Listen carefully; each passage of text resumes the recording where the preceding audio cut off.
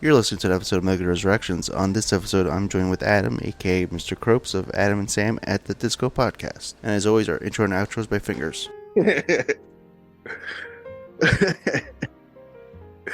You're on mute. Oh, no. Oh, no, you're not anymore. What's up, man? Not much. I mean, other than, life. Not having power. Yeah, that and, my kid getting me sick and then everybody else sick, so it's just a whirlwind. It's the worst. You can't escape it. We're all close to each other. I don't know. Oh, yeah. Yeah. It's like I had a good couple of weeks there where I'd had a good solid sickness and then just kind of led into a brilliant cold that is or cough that's still led up almost to this point. Yeah. I'm pretty much over it. Let's see here. But other than that, it's been pretty good. Just good. Super busy. What about your neck of the woods? Oh my gosh, yeah. It's been busy. I've kind of been, or my work at least has been playing with this idea of I may have to go to Georgia, may not have to go to Georgia. And then lo and behold, thankfully not having to go to Georgia. Because if I went, that's a plus, yeah. It would be like basically a 2-week stint no matter what. It's like, yeah, I'm all right not going. Oh, I hear you. But of course they're also doing I guess up until this week, really up until today, they had been doing oh no, I just hit the wrong button. They had been doing 5 11-hour days, and Saturday was 9 hours. So all of those people are definitely making some decent money right now for shitty work. Yeah. Damn, dude. Yeah. Yeah.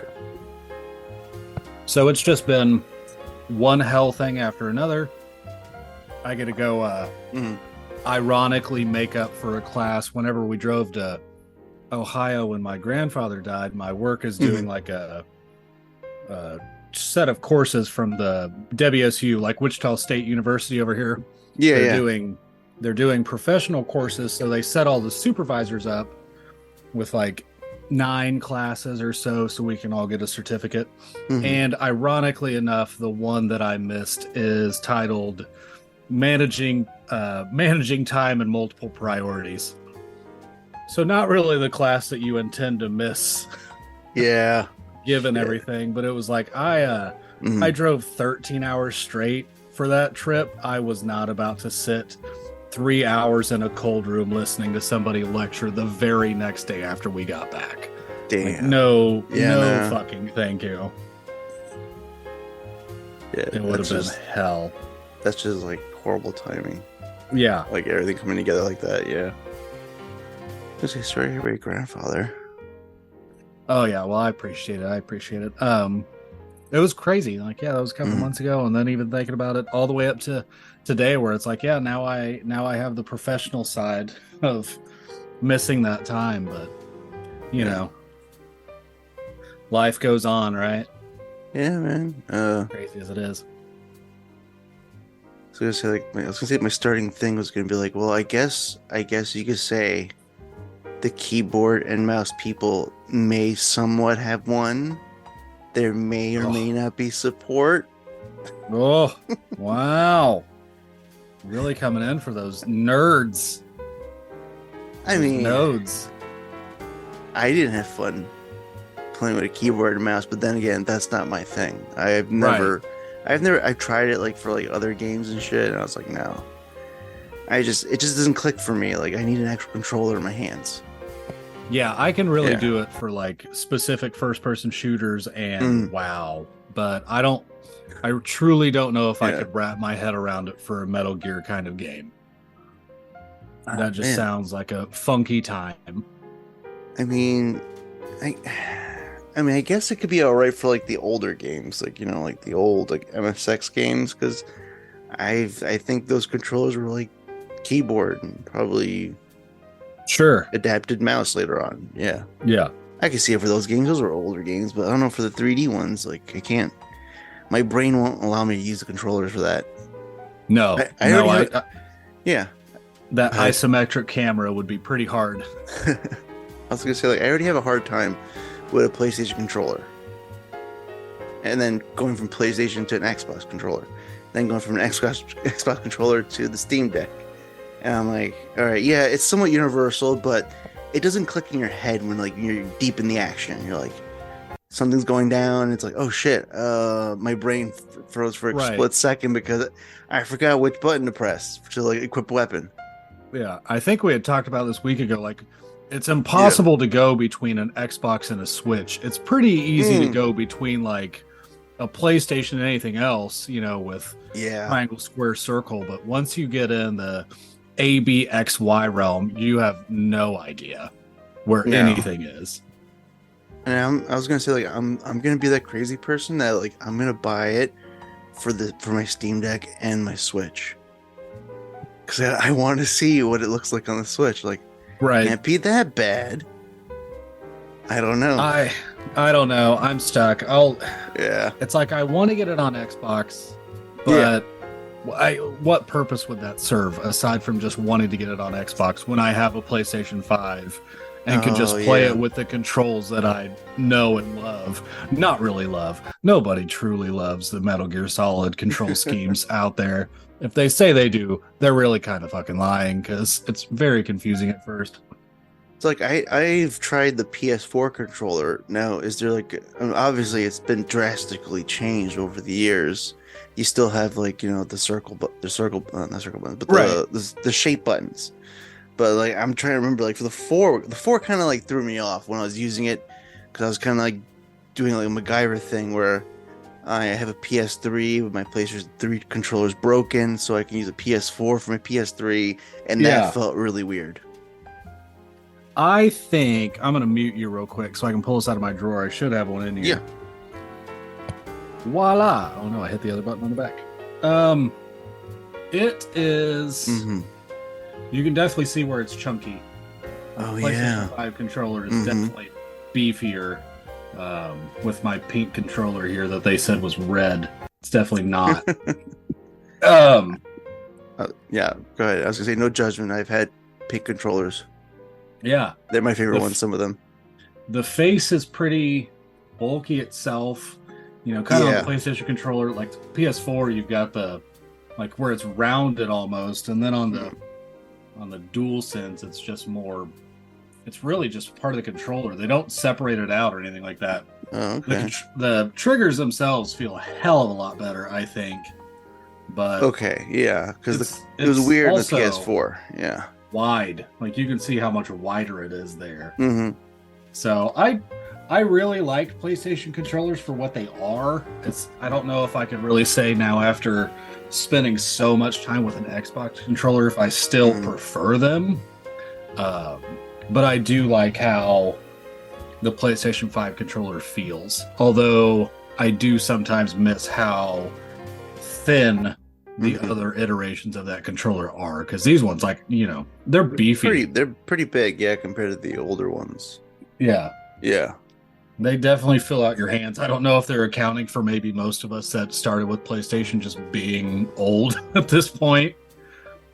Yeah, because when they're kind of starting out, it was like a regular. It felt regular size, but then we added the DualShock, Right. the analog sticks. Then it was like, oh, what's this? This is like a whole new different thing you're adding on, and you know, it just felt natural, regardless of like having sticks there. But you know, for a while there, everybody was going small. For a second well, there. And if Yeah. you have the PlayStation Classic, you know, that mini console that they did, it's Yeah. so weird because that is the first iteration of the controller. So it's not even really the DualShock at that point, I don't think, because I think the DualShock is when they did vibration and the sticks. I can't remember, but yeah, it it's was very weird trying to hold that because it's just so bare bones and small. It almost feels the same thickness as a Super Nintendo controller. There's no meat on that bone. Damn. Yeah, I mean, yeah, I was gonna say like, I still have a PS1, but it's like I packed everything up. So, I have like a controller with no sticks and an actual controller with sticks. So Yeah. yeah, it was like Yeah, and even remembering playing, Metal Gear Solid the first time. I didn't have ones that I don't even remember when the sticks came out. To tell you the truth, Sure. it Oh yeah. God, it was. I'd almost want to say 99 or 2000 because I don't Yeah. know if I truly ever played Metal Gear without sticks. Okay. If that makes sense. Like I don't think I Yeah. ever had a controller when playing that game that did not have like the Hmm. analog sticks. And then obviously by the time that 3 comes around, Yeah. they're fully 3 and 4 I think fully utilize the D-pad as like these are your step buttons. Yes. Well, you could still use, the tilt of the analog stick, but I think at the point for both of those games they were definitely this is how you slow walk. Oh yeah. Because Yeah. even with as much sensitivity as those sticks have, they're still not perfect. Mm-mm. And I feel like if they even did a slight bit of modernization, like the DualSense, the PlayStation 5 controller would be the perfect iteration of what they always wanted for Metal Gear Solid 2 Hmm. and 3, where you can barely hold the trigger down and you'll either Yep. pull the trigger or not. Because you know, half the time when you're holding them up and interrogating, you're just shooting them right in the fucking face. Oh Whether you get a God. dog tag or not is Yeah. completely up to how like flimsy your trigger feels. And it was pretty for the second one it was pretty detailed, like because it was like pressure sensitive, like aim as well. So Yeah. I wouldn't aim for their heads. I would aim for their throat. Thinking Yeah, like, I do a lot of they shoulder won't. shots. Yeah. And all of a sudden, like I, you have to like hit the button a certain way, and then with me, I was so clumsy, I would just like accidentally just go straight down Yep. and like fucking throat shot the guy. I was like, oh damn, Oh yeah. Yeah. start over He's not again. talking anymore. It was funny because they would grab their throats and then just go like, oh. Yeah. And I was like, wow, this is pretty good. Yeah. Like, sucks that I killed the guy. I wanted his dog tags. I will definitely admit to being the one that had done a lot of butt and dick shots in those old games just because, hey, sometimes that animation is too good to let go. I did it once. It was like it sounded pretty brutal. Yeah. Yeah, it was. I'm trying to remember which one, but I just remember the guy, blood just splurting out from his crotch, Yep. and then him just grabbing it full on, like, and just Yeah, killing they're not over. pleased by it. Oh man, but what? This currently right now it's the 5th, so 19 days. I know. It's 19 so days. weird. And you know It's what's so weird? weird to be looking forward to it. The landscape of social media is also weird now to me. It's like, oh, we're anticipating a release, and now it's like it's not as big as like going back to like the 5th one, Oh, where it's sure. like you're getting the fever, but it's like it's pretty. It's like, wow, okay, it's kind of coming alive and seeing people talk Yeah. about it, like they're excited, and then seeing new people going like, hey, I've always seen these games, never got into it. I'm gonna go check it out, kind of thing. So it's pretty cool. It's pretty interesting. It's the feeling of like a franchise being back. It's so weird that Yeah. like this is coming back in a master collection, and then we're also getting Alan Wake 2, which has not had really. Of course, it had like its fun during Control through DLC and all that, and they're combining the universe. But that game hasn't had a sequel since I almost want to say like 2008. Mm-hmm. I know I played the first one on 360, and then here we are again, and it's like, oh my gosh, you've got kind of two big franchises coming out right next to each other. Mm-hmm. Of course, the Master Collection is a hell of a package, though. May 2010 is when Alan Wake originally released. So 13 freaking years. And if I recall correctly, we're sitting at 8 for Metal Gear Solid. Because the Phantom Pain came out in 2015. It's kind of funny. Like I've reached my 8th year at the job that I'm at. And my tent pole for that at the point is like Fallout 4 and Metal Gear Solid 5 both came out in 2015. It's like I remember leaving work like 30 minutes or an hour early, basically right after I started to just go to Best Buy to pick up these fucking games. Yeah. See how time flies. And then We're old, man. We're old. I feel old just like looking at social media. Be like, yeah, oh crap, like, and people watching them on Twitch on their streams, and it's like you make it look so easy, and for me it's like, yeah, it's the opposite. Yeah, kind of thing. Like, but yeah, I remember growing up playing these games not knowing the glitches that people do now. Mm-hmm. Yeah, no, and even if I could try to do it, I won't be able to do it. No, like I can't do it. I might do it by accident if I play it like, straight on like hundreds of times. Yeah. Like I was surprised to do one of the Starfield glitches where it's like jump over this thing, jump over this thing, jump over this thing. So at this point I'm just playing Mario. It's like I can do this. I know what this is. Yeah. And then kind of go behind here and jump on this, and then you're gonna be glitching through a wall. It's like I can kind of do this stuff, but the stuff where it's like press this button 500 times, do this very quick rapid call on the codec. I'm never going to be able to do that. Yeah, no. Yeah. Oh man. I was going to ask you, did you play Starfield yet? I have. I haven't yet. I'm still in the process. I have. I actually took off. That came out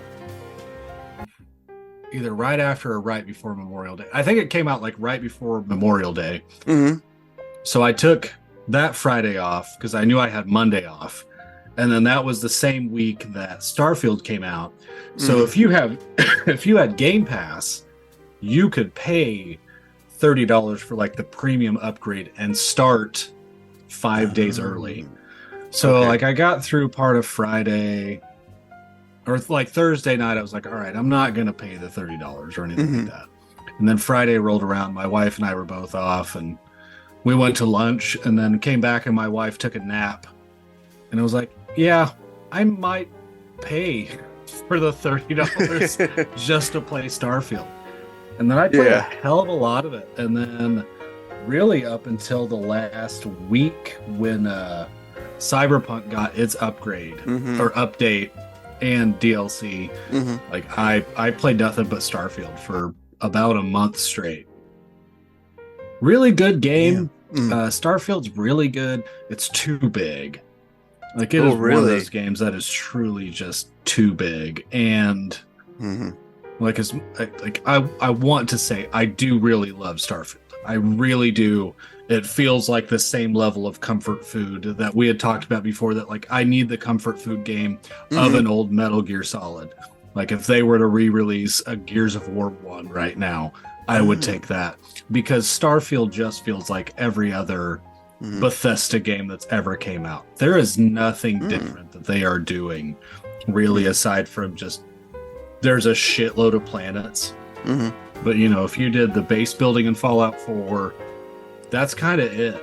And then they added in flying, but I'm sure you've seen through like Twitter and all that, you don't actually fly from like planet to planet. Oh no, it's a lot of loading and fast travel. So it's good. But then like going, you can recall the very static Bethesda conversations where it's just I talk, I stand in one position, I make one face and have no emotion, and then you talk. Oh my god! And you have no idea what your character looks like when they're talking or what they're saying, and then it's back and it's just that one-on-one, like kind of like how we are now. But like I was gonna say, like doing right things now. with if my I could hands see myself like in my life, yeah.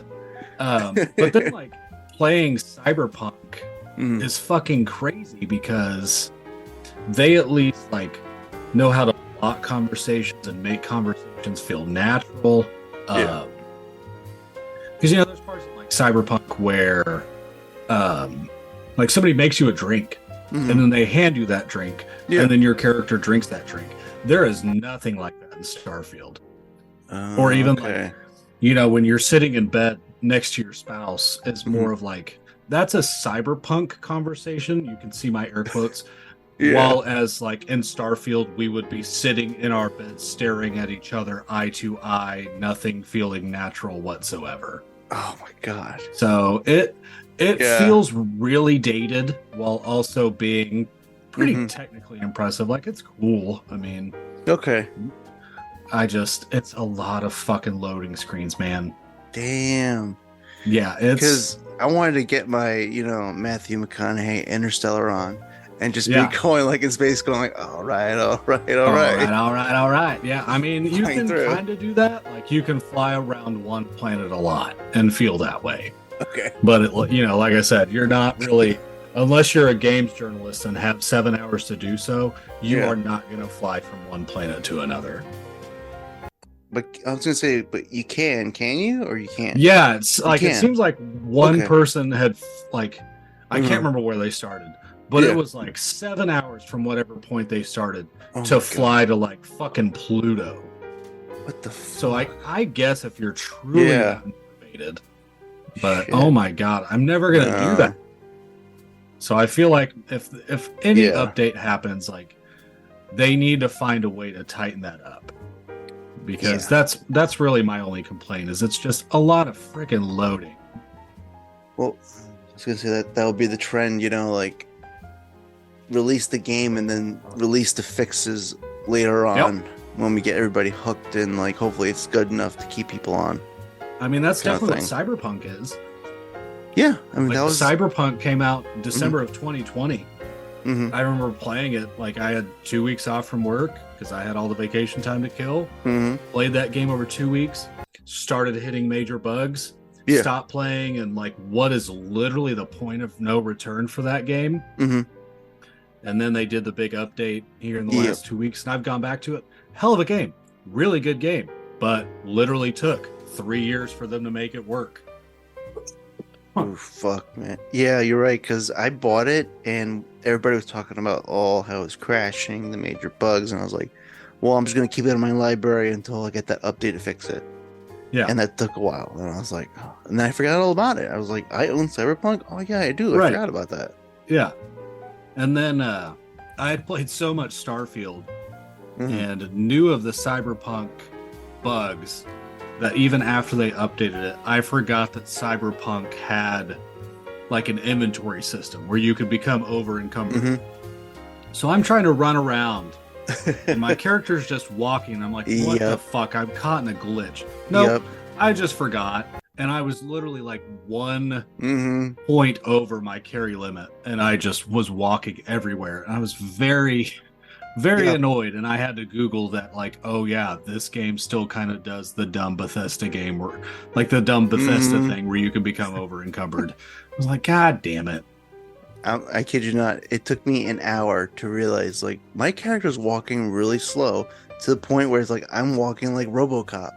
Yeah. And I was like, this is not natural. Like, what is wrong? Like, and then I'm starting missions. And I'm like, well, I can't run. Yeah. So I yeah. have to stand my ground and fight everybody. And I Right. was like, why am I dying so quickly? Why is he so slow? It's like, God damn it, I hate this game. And then I Googled it. I was like, why is my character so slow in Cyberpunk? Too And much then weight. it told me, it's like, you're carrying too much stuff. And I was like, Yep. are you kidding me? Yeah. I was like, I that's really crazy. forgot. I was like, oh shit. And then like coming back for this update, you basically rebuild your entire character, right? Oh, okay. Because they've done enough to the skill tree now Yeah.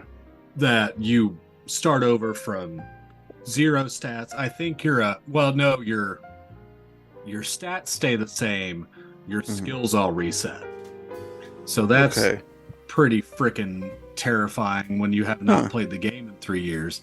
And a few like, Sam was like, you should just restart it. And then when I said like I'm literally at the point of no return Mhm. and have so many of these achievements around like side quests and gigs and police interactions, it's like a lot of these are at 90% completion. I am not walking away from this Yeah. safe. No. The Yeah. driving still sucks. I feel like the game looks a lot better. It definitely runs a lot better. I have not. Mhm. I think I fell through like 1 floor, but then I was able to jump right back through it. Okay. And that's it. Like that's the most I've had. Hmm. I will definitely say the game is not good with stealth. Yeah, no. It's Like it is not a good stealth based game. It's one of those where when you alert one person, you alert everybody. Which gets yeah, no. That doesn't make like okay, so you can't really sneak around and yeah. Like the way to do. you've got a few stealth kills that you can get in, but really the second that one person actually is alerted by you, they all are. Which sure, I guess fits in maybe to the cyberpunk world where they all can Like connect in with each Yeah. other. Yeah. But I mean, really, just alerting everybody is insane. Because I like to, I've spec'd my character out to where, like, I use a samurai sword a lot. I just use a katana, right? And they've upgraded it, and I can't recall if it was in the original game, but you can literally just deflect bullets back. Like, if you're aiming at a character and that character's shooting at you, you just deflect it right back to them. And they've got a finisher move that if you spec your character right, you can do from like 100 meters away. So if you just hit them with one deflect bullet, you just slide right to them and execute them. But that's, that would be cool if that would stop a combat scenario, or if that would calm everything down instead of, oh no, you're still alerted. You've still alerted everybody within the vicinity. Yeah. I mean, think it's. Oh no, go ahead. It's hard to say that any game almost since Phantom Pain has done open world stealth right. Because even like Assassin's Creed, for you to really get out of your way, you're just going to kill everything. Yeah, especially in the new ones. Like your character is so overpowered, you're not really an assassin anymore. You're just a straight up Viking at this point, so you're gonna execute everything that's in your path. I was gonna say that's one franchise I kind of stopped at. I want to call it 4. Was Black Flag 4? Yep. I kind of stopped there. I didn't continue to whatever we got now. I don't even know. I feel like there's so many. Yeah. Oh, there's a ton. I feel like it went from, let's see, Black Flag to Rogue, which was the last on like the 360, and then to Unity, which was the first on the new consoles, which is the one that was like universally panned for all of its bugs. So then Unity to Syndicate, and then I think Syndicate is when they took a break and when they started making like the RPG Assassin's Creed games. So then it went like Origins, and then Odyssey, and then Valhalla, and then now is when Mirage came out. Damn. I think they they started doing like a lot of little DLCs for Valhalla, but I think Valhalla to now to Mirage, I think was like 3 years. I think so. They like full game release to full game release, about 3 years, because Valhalla is one of the first games that I bought for my Series X and still never finished it just because it's so fucking big. Well, I bought Valhalla and then, a month later is when Cyberpunk originally came out. So of course, Assassin's Creed, the game that we've all played 900 times at this point, kind of took the back shelf to Cyberpunk. Yeah, it was for a while. It felt like everybody was doing like the Call of Duty treatment. Like we need a new game every year, or not even a year. It feels like, I think it's a year, but like probably 6 to 10 months. Right. And that's what are you doing? Like you can't sustain that path, that speed.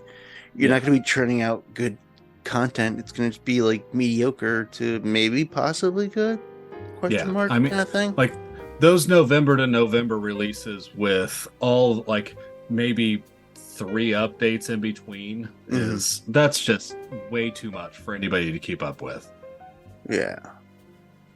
No. I mean, it's kind of like some video game developers forget that adults don't have the summer off. Like we don't get fall break. We don't get to take a week or so. Don't get a winter break. Yeah.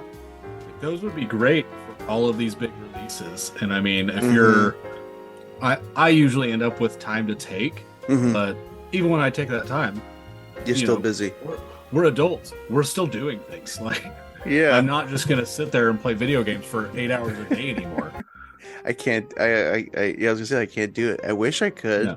Yeah. But I got other stuff to do. Like if I do it on the weekends, it's like sit down for like 6 to 8 hours, or Yeah. I'm doing a multitude of things. Like there's apple picking, karate class, dance class, jazz Right. class, tap class, all class. Yeah. It's like, no, I can't. I mean, even if I wanted to, I would feel like I wasted a day. Yeah. And, Sometimes yeah. it definitely feels that way. Like there's times where I'll take a Saturday morning where it's like, all right, if I wake up and play from like 7:30 or 8 o'clock to 11 or noon, it's like, all right, I know that this is my time, and I'm not gonna be able to do this the rest of the day. Like, Exactly. this is my time before we literally do anything else with our day, and then from there on, it's like balls to the wall. Who knows what activities are going on?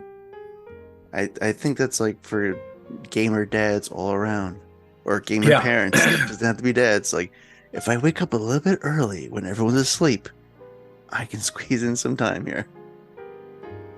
And it's only gotten better like as the kids have gotten older, right? Okay. Like it's kind of one of those privileges that you get as you get older kids, because they can maintain themselves. They want to do their own thing. Yeah. I mean, because I remember, for a while there when I had all of my consoles in the living room and would sit in the living room, like I'd play from like 6 to 8 or something like that, or like after dinner.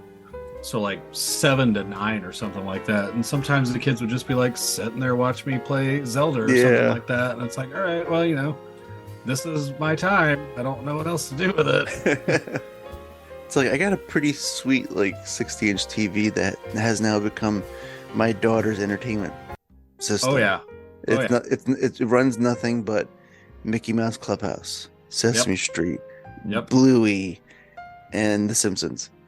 That's all she watches, like those shows only. And it's like this is great. Like, can I sit in here and quickly put on a game? Can I see like, something cool? Can I watch the news? Can I watch this football game happening right now? Right. And the response is always no. Yeah, I was selfish because whenever we had to replace our TV in we had a TV in the living room that we had bought in like 2017, and I think it lasted like 5 years. Not too bad. It started getting this weird like picture pink blemish. So like where my hand is on your screen, like there'd be these little pink spots, and then kind of down here you'd get a little more. And it would depend like wholly on what you're watching, if you saw them or not. But then our son turned on like Warzone. Oh, and it was like, no, it's not pink anymore. But I could still see this weird discoloration on the screen. So then we sold that TV to somebody for like $150. It was like, I was full disclosure. It was like, here's this thing. I think I took a picture of like the Fox News logo, when it's like just the letters and it's all white in the background. It's like, all right, here's what you're getting. Here's how bad it can look. I'm selling it to you for a hell of a lot cheaper than I really bought it. And then I went and bought a like an HDR 4K 120 hertz TV. And my selfish ass put it right there. in good keeping. Oh yeah. Yeah. And it's like I've got the PlayStation plugged into it, so if a game can actually run 120 frames per second, it's gonna do it right there. It's like witness the power. Yes. Kind of thing. Yeah. Well, and then the amount of controllers and TV remotes that you get heard, like that you can hear get dropped by a kid any time per day, about 5 times per day. Yeah. It's like, nope, controllers are far too expensive for that. And I don't want to do that. Yeah, I put bumpers on all my controllers now because of that fact. Because I can just be turning around real quick and all of a sudden I hear like clunk. I'm like, what is that? Turn around. Luckily, she dropped my Switch and didn't break. Pick it up, take it away. Terrifying kind of thing. Yeah. But yeah, I mean, shit, I completely forgot about Alan Wake 2. Tell you the truth. Yeah, I am excited. Yeah. Like that game visually looks insane. And Yeah. a lot of outlets have said it's actually like one of the only games that looks like it would befit the newer console generation, just because it looks fucking crazy. Damn. Yeah, I mean, because the first one like hooked me in immediately. Yeah. And I like the people behind it, like in the work they've done in the past. So it's like there's history there. Yeah. I'm a And big Remedy fan. yeah, like I from think back in the day. yeah, like them saying that they're gonna do a Max Payne remake, like a proper Max Payne 1 and 2 remake in this new engine. Sounds insane, but also when you hear them talk about it, they're like, yeah, you probably shouldn't expect that probably until about 2025. Like, Yeah, for all right, at least a I'll while. hold on. Yeah. Because I think there aren't they still part of like Rockstar's Well, that's the publishing like, the house or something like that? weird thing is they were Yeah. when they did Max Payne. Mhm. And then since Remedy did 1 and 2, Mhm. they only have the rights to 1 and 2. 1 and 2. That's why they're not going to do 3, because whenever Remedy went I think whenever Remedy went like full indie Mhm. is when Rockstar made 3 by themselves. Yep. So that's why, like, that's one reason why you won't see Max Payne in the Control universe. Oh Although, yeah. like, they've still worked with the voice actor for Max Payne. Like, they've worked with that actor. Mhm. He was in Control.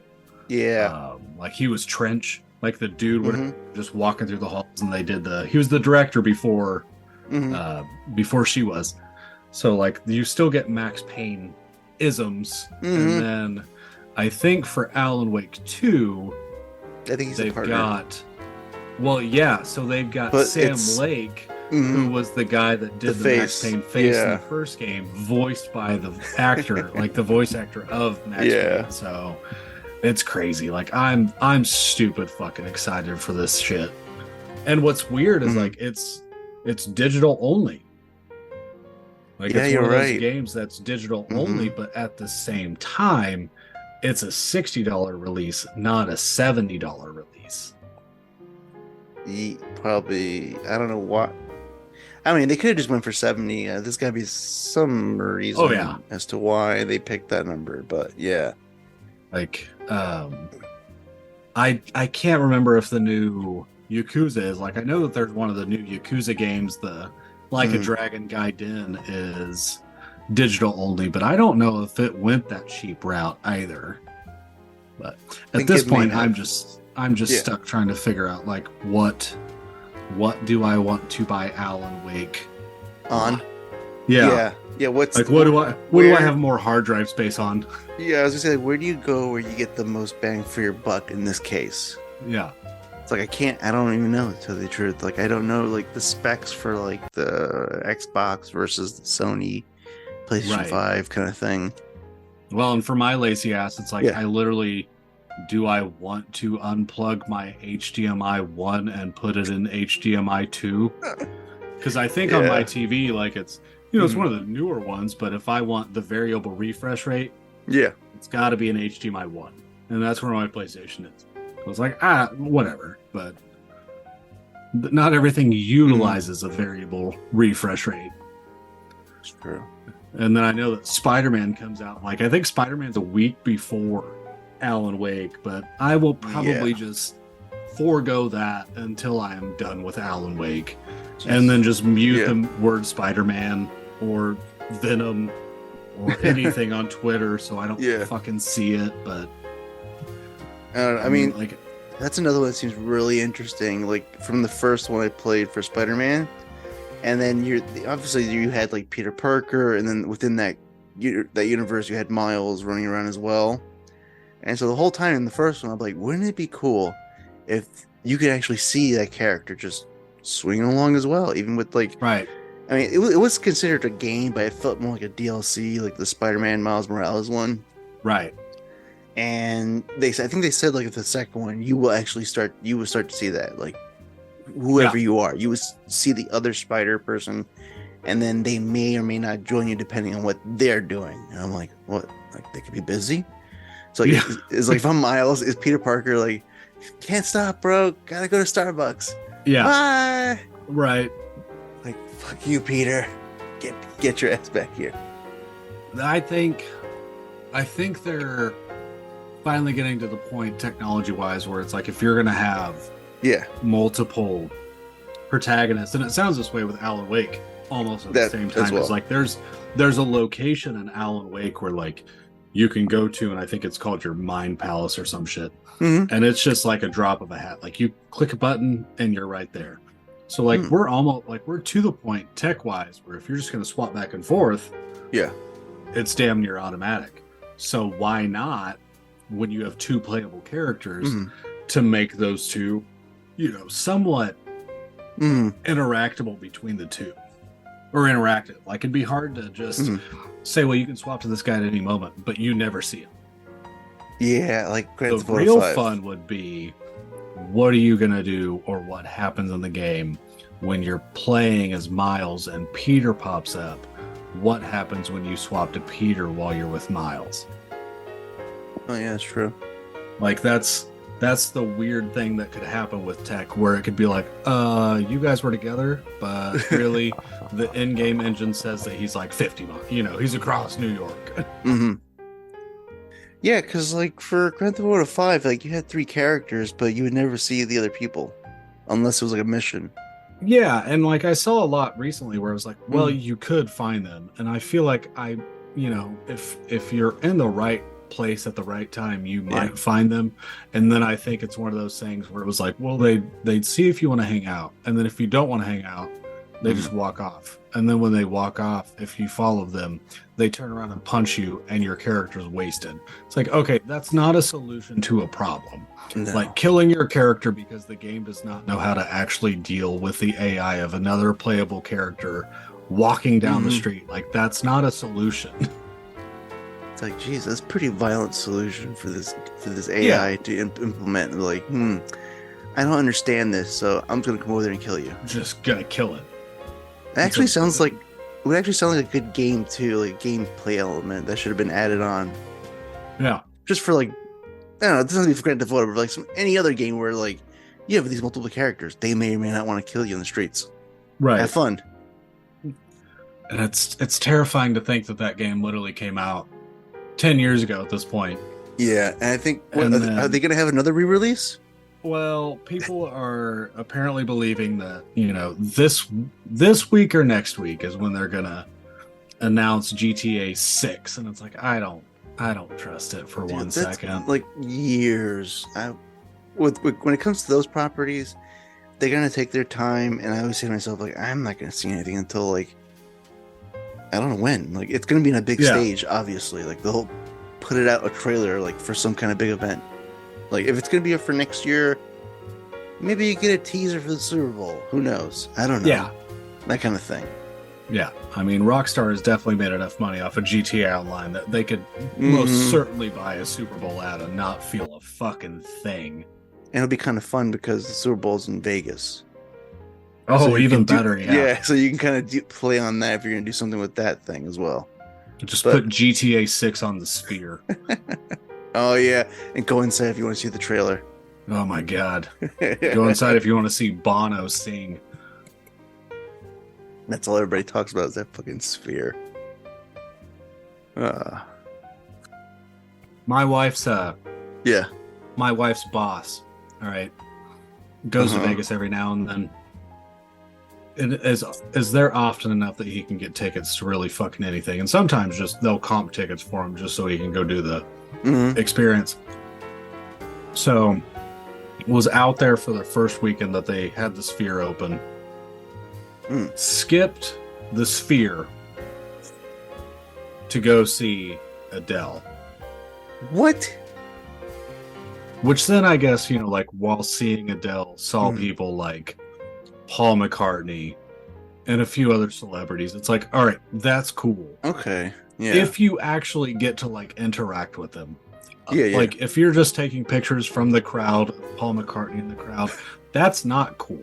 Like it's mildly cool. Like it's pretty all right. But it's not as cool as going to see the fucking Sphere on the inside. I don't know. Like I would automatically pick the sphere. Like you would have I to would have, say like, yes. hey, you can go to the sphere or you can go to this concert thing with Adele, and then here's the cherry on top. You're gonna go to Denny's with Paul McCartney. Yeah. I was like, all Yeah. right, you know what? Maybe I'll skip the sphere. I'm Maybe gonna I'll skip go. the sphere. Me Right. and me and Paul McCartney are gonna go have like the Grand Slam breakfast Yeah. after the concert kind of thing. I mean, thank God for TikTok, because I will probably never see the sphere for anything at this point. But hey, Yeah, no, like through I the think through the pricing's teens ridiculous. and influencers of TikToks, I'll get there. Oh my god, yeah, those fucking people. Like, yeah, I'll check out the sphere through their eyes. Like, I hate them, but like I want to see what this thing's about, kind of thing. I mean, hate's a strong word. I dislike like those kinds of people. Like, Yeah, I'm not trying to make a ugh, thing out of this. yeah. I want to see it, but I don't need to also put my camera out and show the world to see what I'm seeing. Yeah. And just, I mean, give me that thing, and then give me, I don't know, like Metal Gear Solid 4 on top of it. Ooh, yeah. Just put Metal Gear in the sphere. Metal sphere. Give her Liquid Ocelot's sex room in that sphere. Yeah. Yeah. And just like, I don't know, have him pop in every once in a while Ugh, and do those poses. yeah. Give me a little kiss on the cheek. I mean, I would be good with Metal Sphere Solid. I am curious how we made it through a Tokyo Game Show with no Konami presence and then seemingly no great news for the Metal Gear Solid Master Collection. Like, yeah, it's weird. We know that 1 will still be running at 30 frames per second. Yes. And then there was no Silent Hill 2. Also shocking. There was no Delta. Which, then in the same stretch as we talked before, like there was no Death Stranding 2. So at this point, with it being this late in the year, we are going to have a game show awards or a game awards show. Oh, right. Who the fuck knows? Because oh my God. We know already there will be no Delta there. No. Because Jeff Keighley rides hard on the fuck Konami train. Yeah. Yeah, like his trio of guys gonna be there. Obviously, maybe Kojima. Yeah. Possibly Guillermo del Toro, just to have Guillermo around to say fuck Konami over and over again. Norman Reedus. Norman Reedus, who now has become best friends with Keanu Reeves with his show Riding with Norman. I think it's called Riding with Norman. And I was like, yeah, it is. I was trying to remember. I was like, what the fuck? I was like, Keanu Reeves, like what? Like, all right. Yeah. I kind of see it when I like saw them interact. Like, they seem like the same kind of personality and character. So I was like, I mean, hey, they put Keanu Reeves in Cyberpunk, put Keanu Reeves in Death Stranding too. I got a feeling that was the next thing that was going to happen. That would be okay. I would be okay with that. That's one thing that is really weird about this newest update for Cyberpunk is how much they looks actually like they actually updated his face and he doesn't look like standard NPC number 60. Yeah, no, like he actually it's better than it was before. It looks more Keanu than it was before. Before it was like it looks like Keanu's stunt double has stepped in and pretty much have Keanu voice. Yeah. And with the update and the new DLC, I think it is DLC. Yes. He looks like Keanu, and it's like, oh, that's what I think everybody wanted to begin with as well. Right. It's like we want more Keanu looking Keanu. Yes. We want Keanu to look and act like Keanu, and he doesn't do that when he doesn't look like himself. No. And then, I was gonna say, like, you brought up a good point. Like, I can remember like a handful of times where I was a kid growing up and the holiday break and playing games during the holidays. And the most memorable one is when I had to pick it because it was so super cheap. The Sega Dreamcast and Shenmue for the holidays. I was like, I'm going to I'm going to play Shenmue, not realizing I fucking took my whole winter break and played it through. Yep. I played it slow as shit, but I was like, was like, damn, like this is like a fucking long ass game. I was Oh, like, I didn't Shenmue is anticipate massive. this. Yeah. Yeah, and I was like, oh, and the fighting was so hard. I was like, holy fuck. I was like, why is everybody fucking? It's like, why can't I beat this guy? Kind Yeah. of thing. And like, but the dialogue was so fucking awkward. Yes. It I was just mean, like, it's like, wow, this is what robots sound like when they talk to each other. do you know how to read Japanese? Can you read I the don't even Japanese remember. language? There's like other things where it's like, Oh, where, I'm where- looking for a black car. you know where the pier is? Where's blah blah blah? Yeah. And then there's like a Santa Claus like ringing his bell, and I was like, oh, there's Santa here. I was like, oh, okay, because I guess it goes by the calendar as well. Yeah. Like, in game, whatever. Like, I think whatever I that just game said a like second ago. literally had like a 3-year calendar where like if you took Oh my god. if you were to Yeah. take like the 3-year equivalent in that game, it would just be like, nah, you fucked off too much. Can you Oh, tell me man. about the 4 Woo Do? Like, oh my god, Oh, yes. I fucking yeah, love those dude. games. Yeah.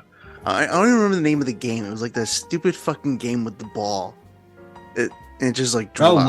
Lucky. Would you like to play a game of Lucky Hit?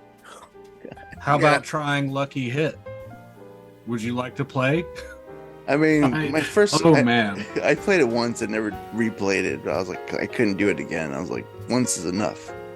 But it was Shenmue good. 2 on Xbox is like Yeah. the perfect it is the perfect example of how bloom lighting worked on that console, because like Mm. at night you'd always get the little cutscene of like, now it's nighttime because Yep. you didn't know this per the game clock, but now Mhm. the sun's gone down and the lights have come on.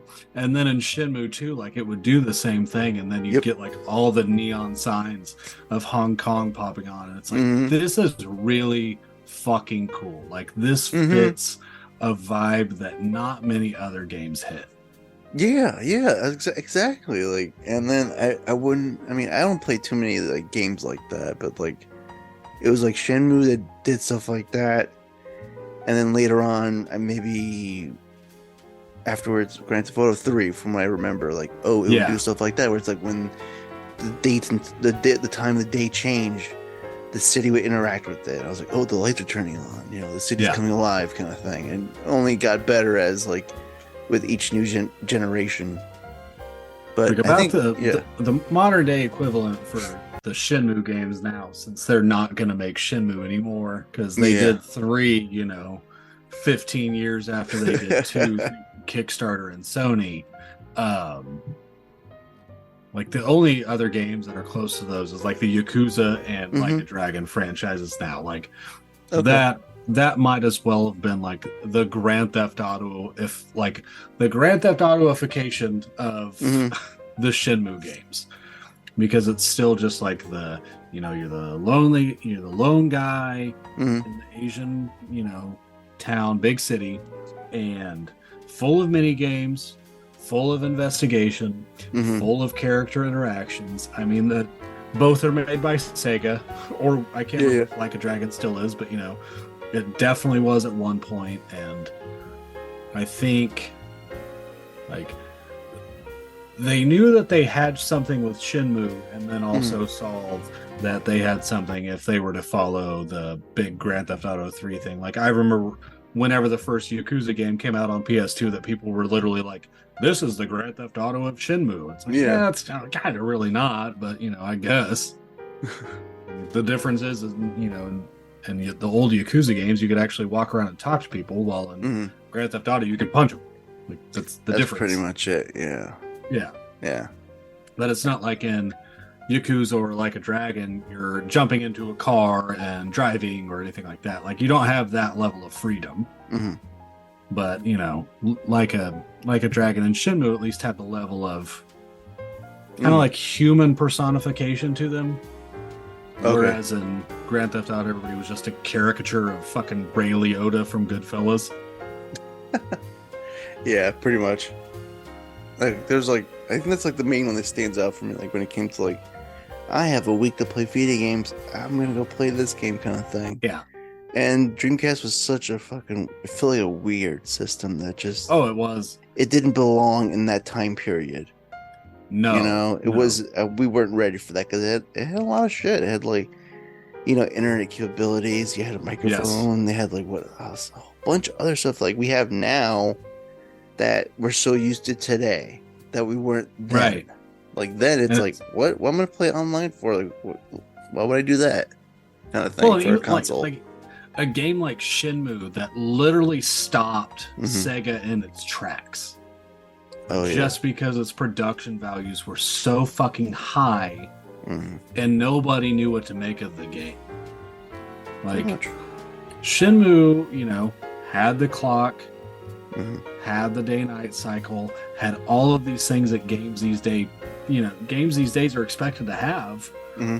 But at that point, it just cost too much money because nobody knew how Hmm. to make games like that. And then, of course, once Shenmue 2 comes around and doesn't sell like a Grand Theft Auto would, they're like, what Hmm. the fuck do we do with these now?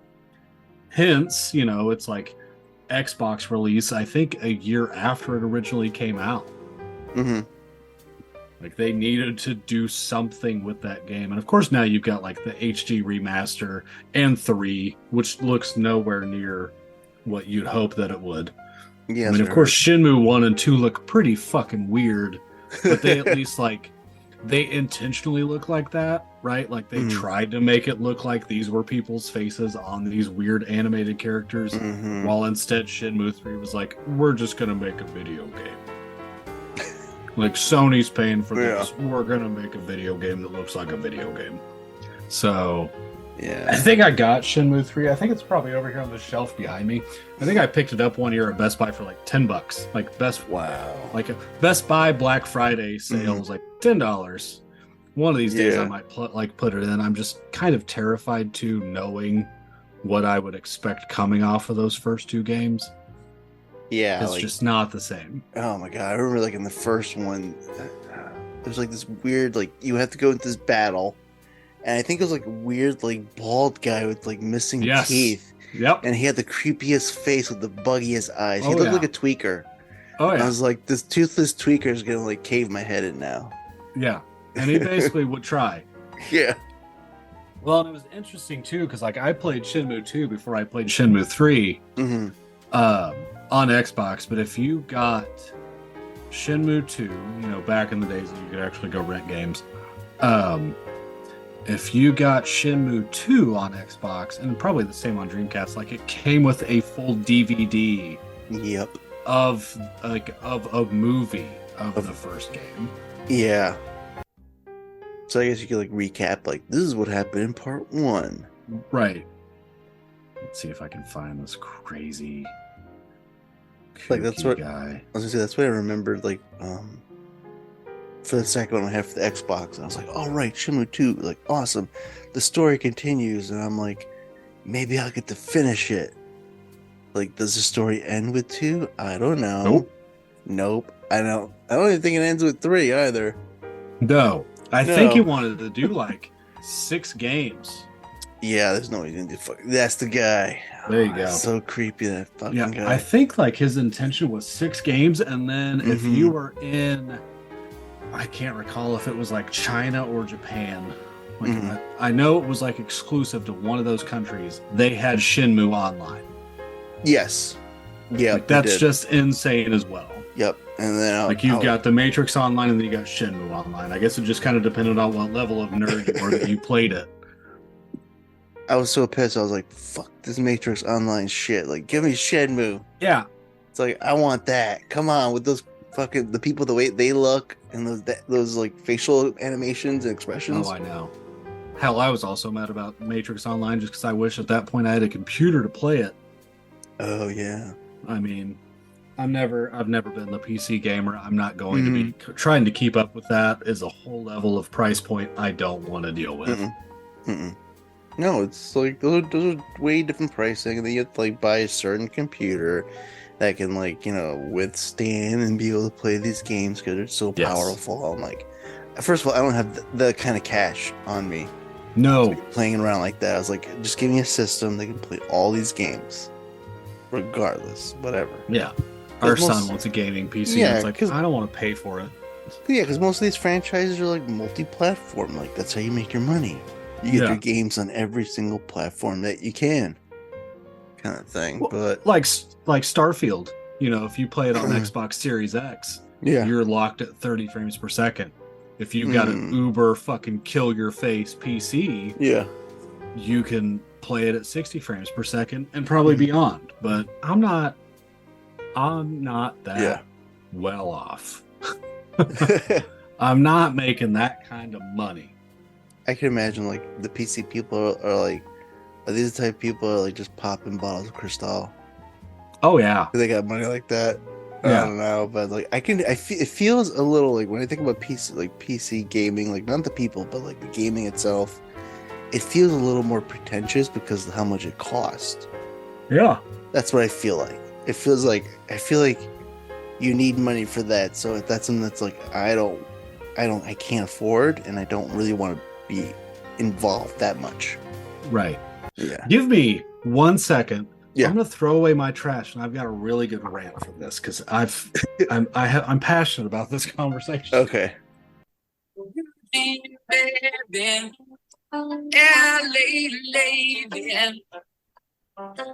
Seamstress for the band, pretty eyes, pirate's mind. You marry music man, ballerina. You must have seen her dancing in the sand. Now she's in me. Always with me. I was like, what can I play? What can I play that's like? That was a solid choice. Oh man.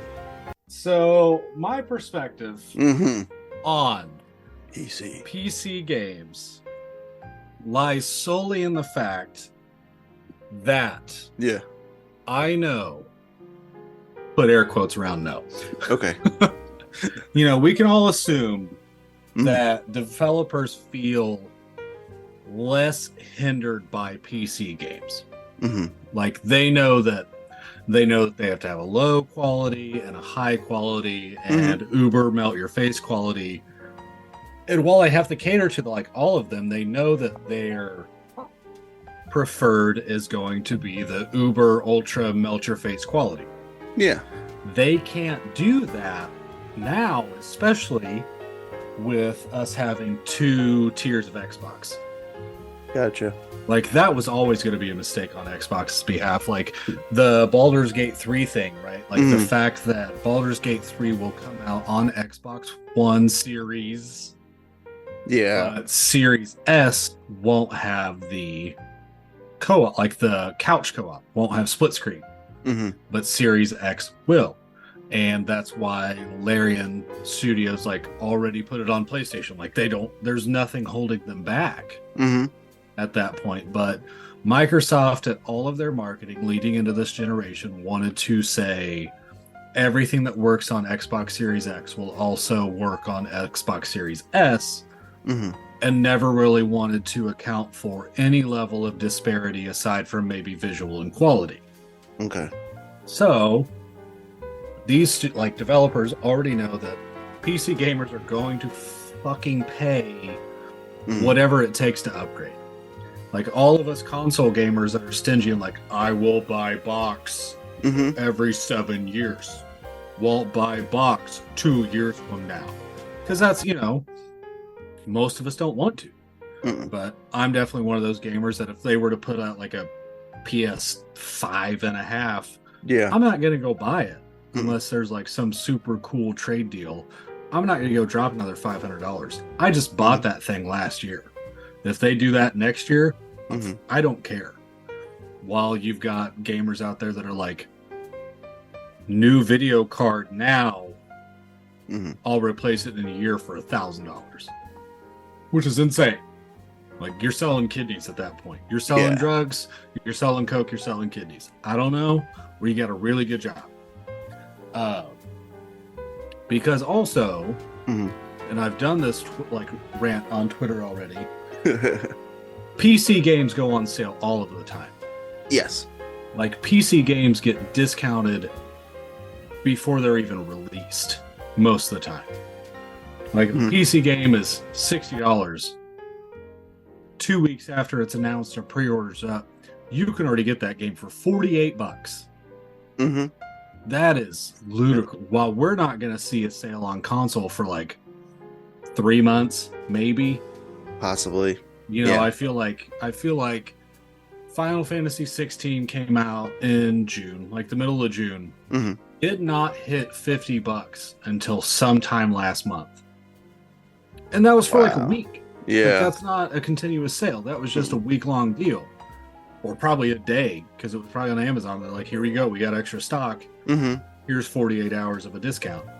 While on PC games, it's like you can buy it from this digital storefront, this digital storefront, or this digital storefront.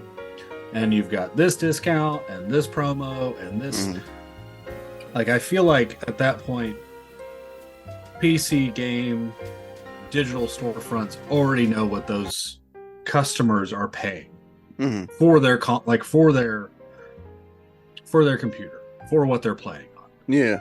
So they're already offering a discount because they know that some PCs are like $2,000 freaking dollars, and that's kind of at a low point where we're at these days. A video card itself could sell for $1,899, which is ludicrous. That's a down payment on a car. Dude, yeah. Fuck, man. Maybe that's what it is. Maybe all the PC gamers are riding their bikes to work every day. Or they work from home so they don't have to pay for gas. I don't that probably it. I mean, it is just the strangest problem that we're now in, where everybody says, well, console games need to be $70. Why? When they're selling the same game on PC for less than $50. Yeah. Like, why are us console gamers the shills that have to keep you afloat? And I know that sounded like an asshole comment, because game development expensive, but it's like, why are we the ones that are now paying more for your product when you're not? Like, game developers aren't getting a cut of NVIDIA GeForce being sold, things like that. Like, no, they're not getting a cut of cooling systems for PCs or things like that. Like, just because this side of the market is going to pay more does not mean this side of the market needs to be the one that gets the worst of this transaction.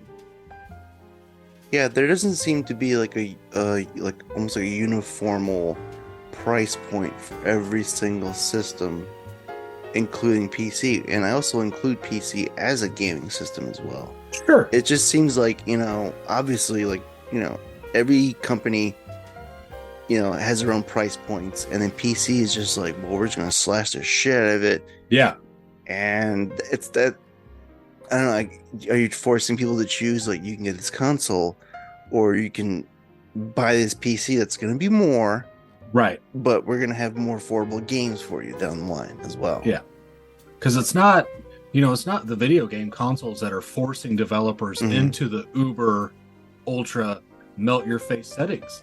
Like, no, we're stuck on technology now that was, these consoles came out 3 years ago, so let's say you add a year or two onto that, so we're stuck with 2018 to 2019 tech, maybe 2020.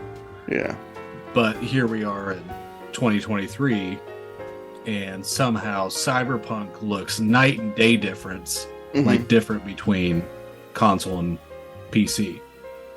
Starfield again, add an extra 30 frames per second. I feel like somebody on this deal got screwed.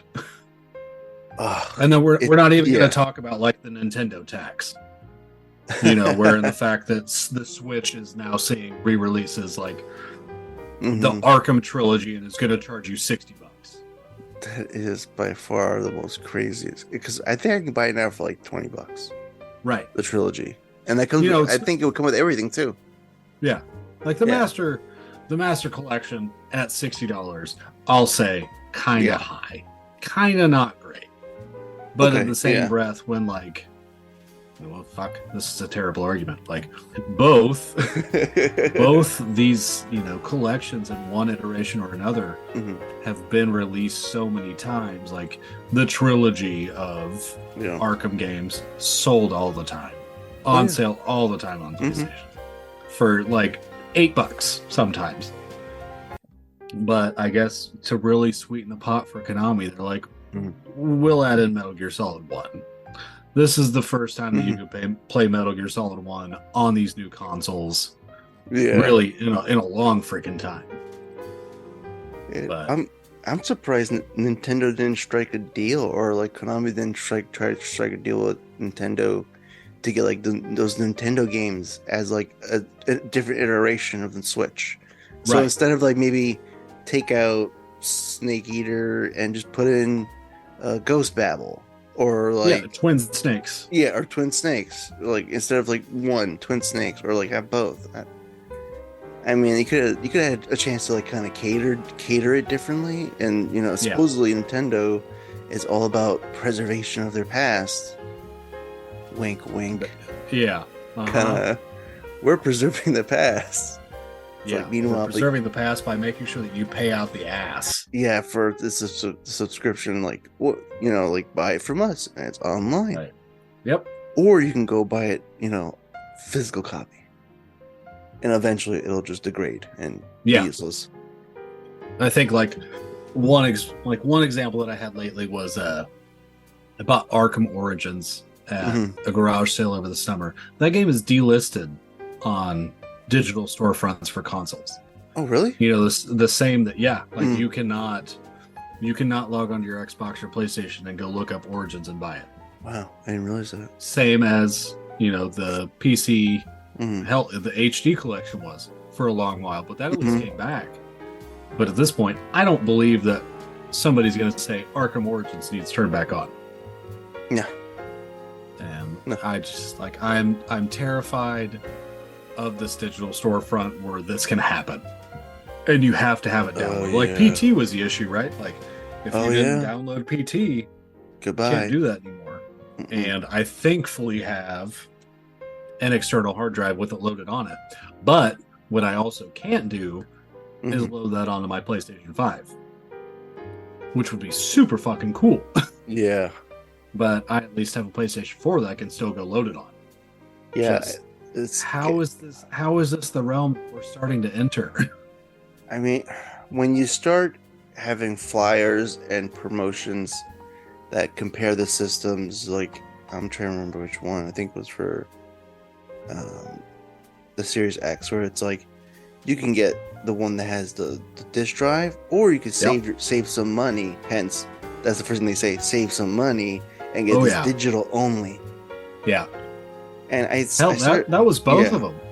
Yeah, I was gonna say like it was for both of them, and I think it was even before that. Like maybe it was for like the one as well, the One X, whatever it's called. Yeah, I don't even remember. I think These names are weird. They did end up doing a digital only Xbox One S.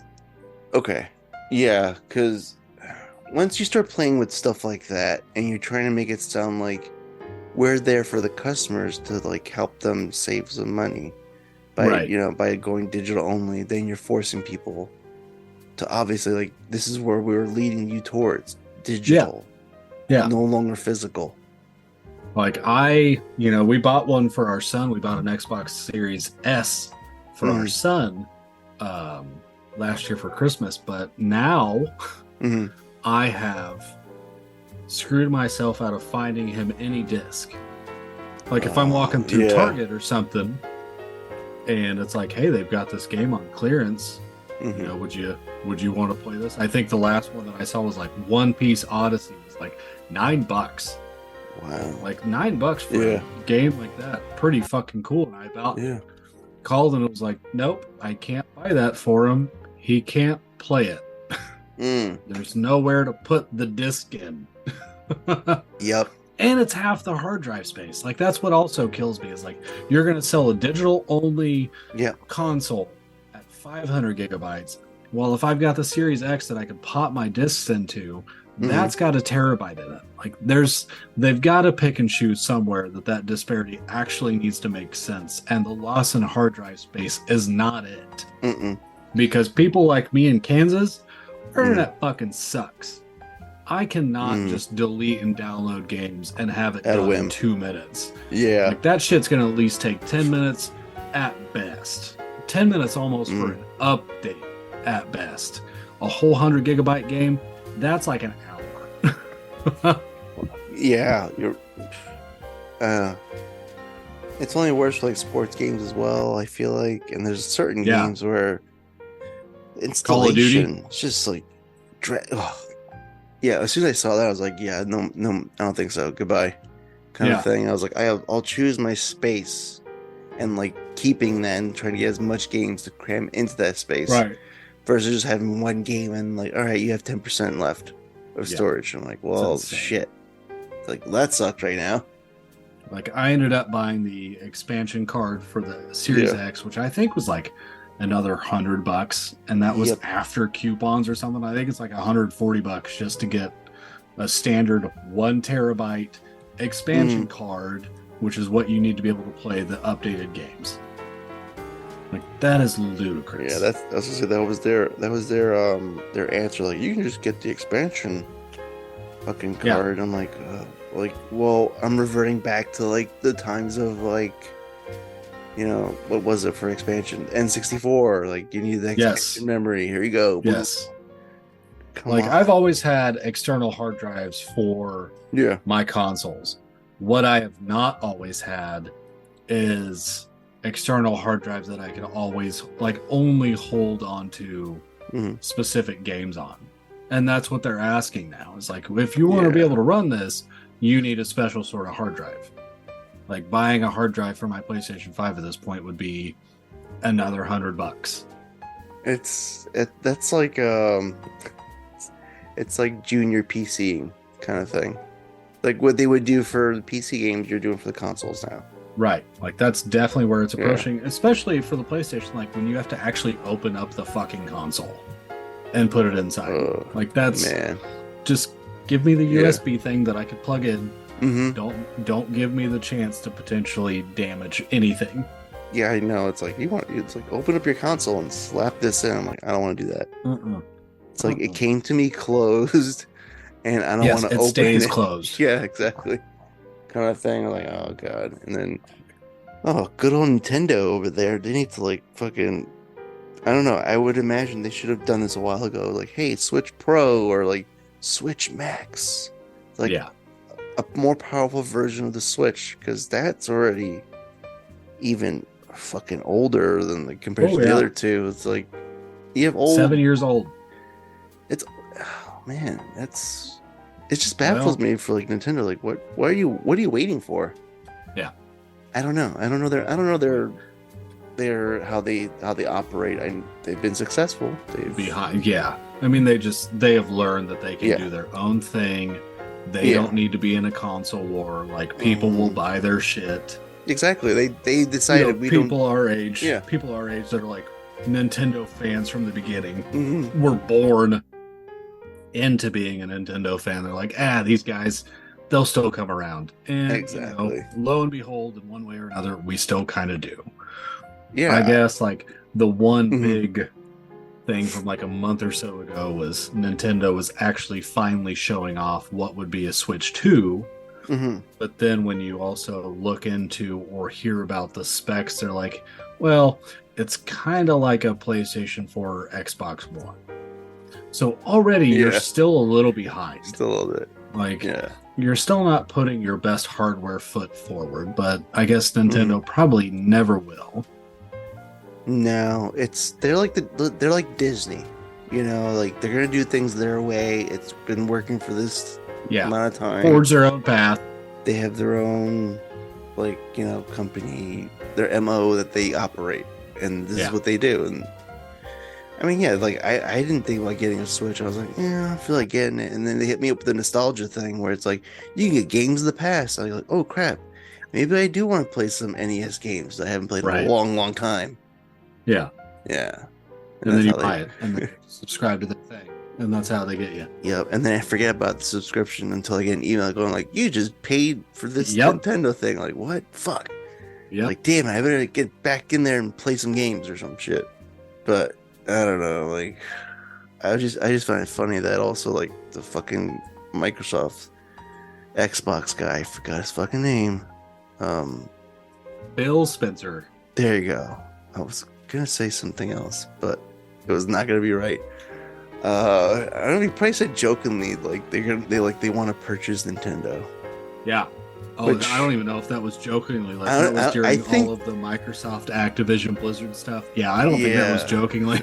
I think that was like, I'm gonna use humor to bring out the truth Yeah. kind of moment, because that company alone, they can spend all the money they want because Yes. the gaming division doesn't make the money. It's the Microsoft end that makes the Yeah. money, and it just feels like never-ending money, like unlimited money in their war chest that they just go spend and pretty much Yep. like dominate and own the market. Yeah. Like And $69 billion is just a drop in Microsoft's hat. Like they don't, whatever. Like, yeah, like nothing was hurting on their end. no. Yeah, They could probably end up buying Sony at one point. They'd be like, whatever. Just a good merger. it'd be merger amongst like a enemies. Microsoft subdivision, Sony. Yeah. I can only imagine like they have to like they buy Nintendo. It's like, all right, we have to get like Charles Martinet in here just to do this real quick thing. It's no longer Nintendo, it's Microsoft. So come Yeah. in here as Mario voice and say Microsoft. Microsoft. Oh my god. I It's just I like can't believe that they're baffles even me. getting rid of him. they were doing like that whole like, it felt like what like WWE does to like their old timers. They put them under like a Legends contract.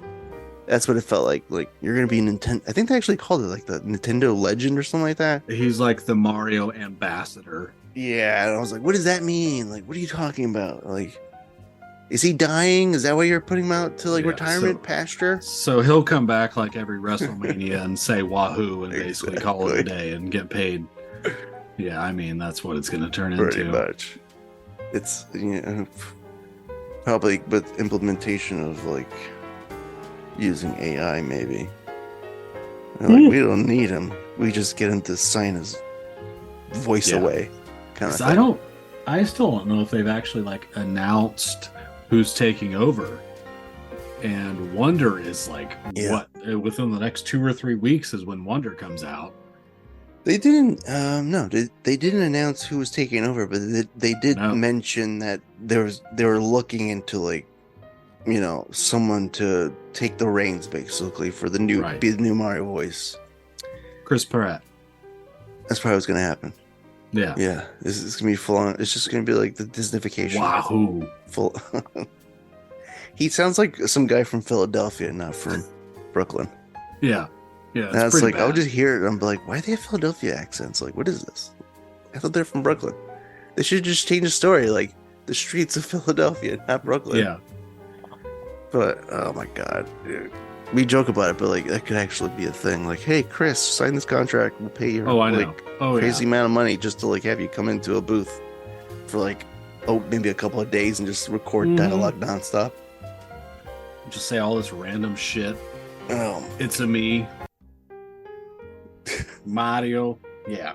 I mean, yeah, even my Yoshi. Yeah. because I say even my 2-year-old daughter was like, no, not Mario. No. That was her words. No. Like, no, not Mario. Yeah. I like how they put Charles Martinet in the movies, but not, should have definitely been Yeah, should have definitely been Mario. with like no real dialogue. Like he's just Yeah. random going wahoo or Wahoo. I don't know what else he fucking said. It was just like catchphrases.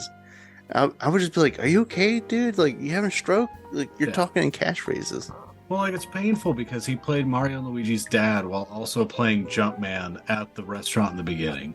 It's like you just Yeah. kind of just should have gave him the fucking job and moved on. It seemed like everybody was like they were auditioning it because I think the guy who does the voice of Spike, the comedian Sebastian Maniscalco, I think his name is, he also auditioned for Mario and apparently he didn't get it and he like went on a tirade. He's like, "But I'm Italian. How can you not give it to me?" kind of thing. Damn. I was like, well, no, they wanted somebody. I don't know. I guess Chris Pratt sells more when I it comes to guess. children. I don't see how know. much money that movie made. But Yeah. please, for the love of God, movie industry, do not tie that to Chris fucking Pratt. Please. I mean, And if you have to, I just don't know. tie it to the curiosity that we all had to go see what he sounded like as Mario. Nobody went Mhm. for Chris Pratt. No. We all went for Mario and what Mario sounded like as Chris Pratt. I mean, it seemed like maybe the only person that was like really doing like actual acting work was like Jack Black. Like obviously you can hear Jack Yeah. Black, but he's actually trying to be the character like Bowser. Right. You know, it's like a Seth I guess fucking you've got like Rogen. Keegan-Michael Key as Toad. Like, that was actually you know, good. he was at least trying something a little different. But I spent the whole entire movie trying to hear Keegan-Michael Key. I was like, Right. where's his voice? Like I can't hear it. Like that's him? Like what? It's like Yeah. that doesn't even sound like him. he's not standing at the front of the class like AA Ron or anything like that. Like, there's nothing like that. Yeah.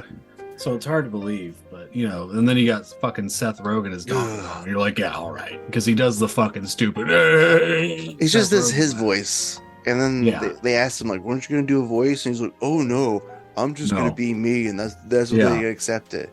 If I hear somebody say that to me, especially if you're the voice director, I'll just be like, you know what? Go fuck yourself, sausage party. Get the hell out of my studio right now. We'll Yeah. get somebody in here that's gonna want to like. I can imagine like I mean, it's Donkey Kong, so you have to sound a little bit brutish as Right. well, not like a fucking stoner. It's not like a fucking stoner. Yeah, you The don't whole need to entire sound time I like was like, some. man, Ugh. Donkey Kong just probably that's not a banana, that's an edible right there. Right. It's like The what the second fuck? you hear the fucking Seth Rogen laugh, Oh my it's God. done. Like, Yeah. nothing else matters after you hear that fucking laugh. And I've been willing it into existence. Like, come on, for the Academy Awards, one of the for music nominations has to be Peaches, Peaches, yeah. and I want to see Jack Black on stage Yes. performing like they do every year. The musicians come Oh, around yeah. before it. I want him in the full Bowser outfit with the piano on stage, like.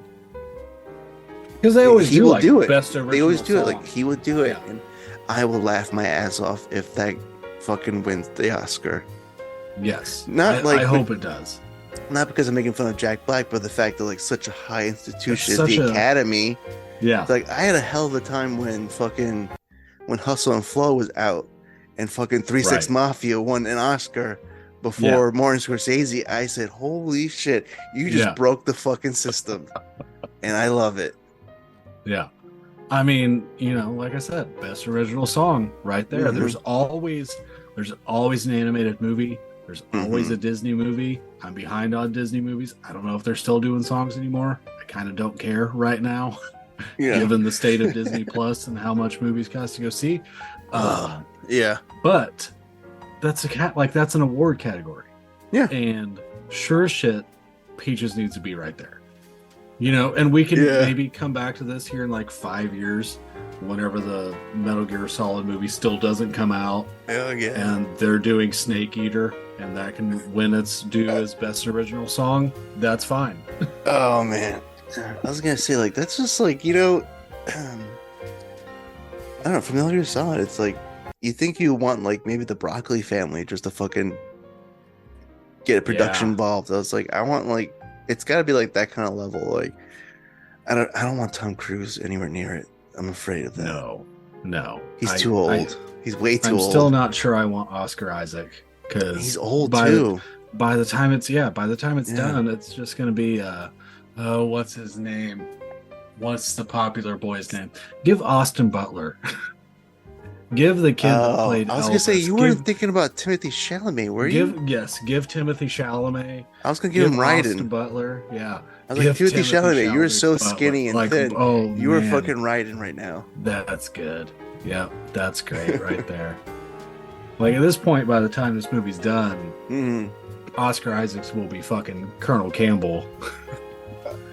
And then Yeah. Timothy Chalamet is right and is so good. Yeah, because you're right. Because Oscar, he's no spring chicken. That No. dude's fucking old. I guess, Austin Butler would be a good solid and liquid snake. That would be all right. But yeah, oh man, I think your writing casting is fucking spot on. That's what I was thinking. Army Hammer, if he had not lost his fucking mind.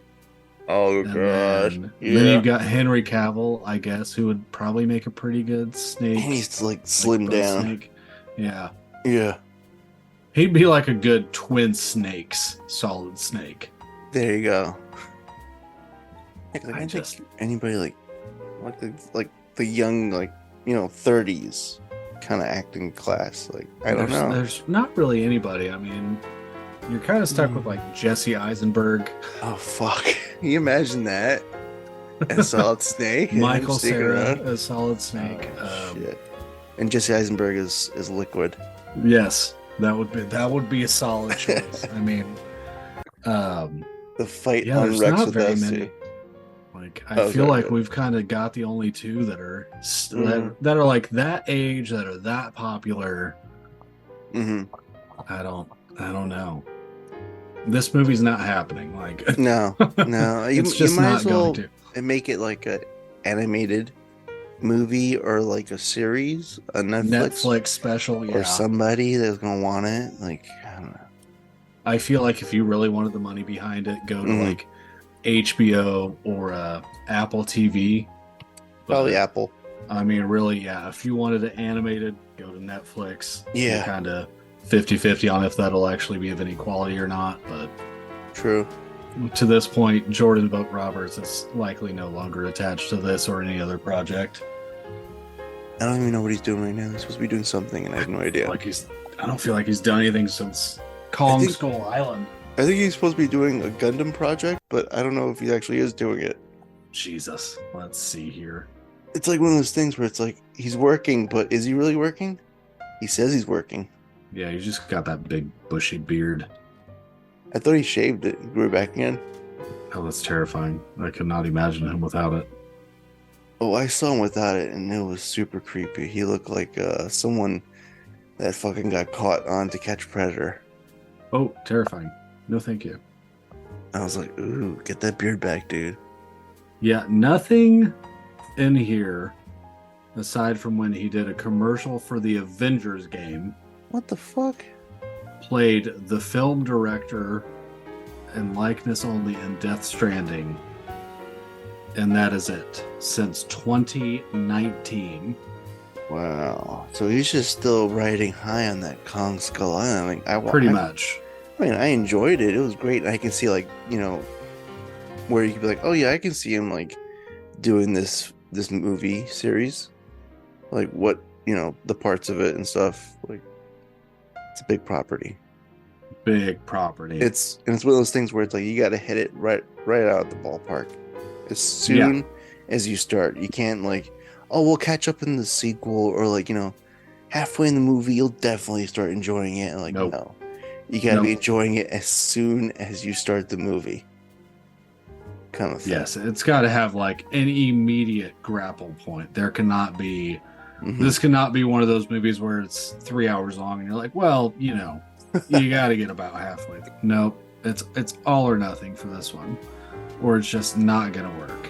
Oh, for this material, yeah. If you go past 3 hours, you're gonna have to implement like going back to the old days, intermission in the movie theaters. Yes, take a break, get up off your seat, and stretch some legs, please. Yeah.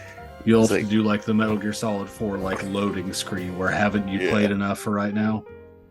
You know what? The movie theater should do that. Like whoever is playing Solid Snake, just like have them like just smoking, and just like, have the warning, like please don't smoke if you're pregnant. It could also give you cancer. Yeah. And just also, every hour it says you've been sitting for a long time. Maybe you should get up and go outside.